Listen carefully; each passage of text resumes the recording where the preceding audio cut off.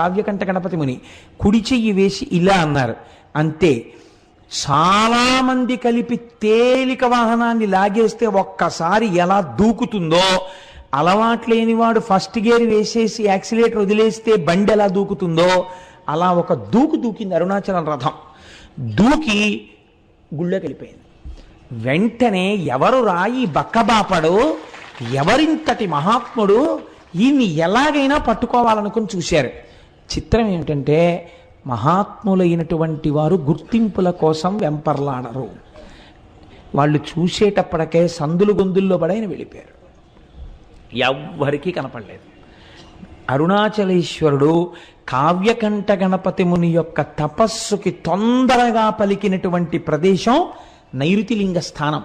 కాబట్టి ఆ నైరుతిలింగం దగ్గరికి వెళ్ళినప్పుడు మనం ప్రత్యేకించి అరుణాచలేశ్వర నీ అనుగ్రహాన్ని మా యందు ప్రసరించు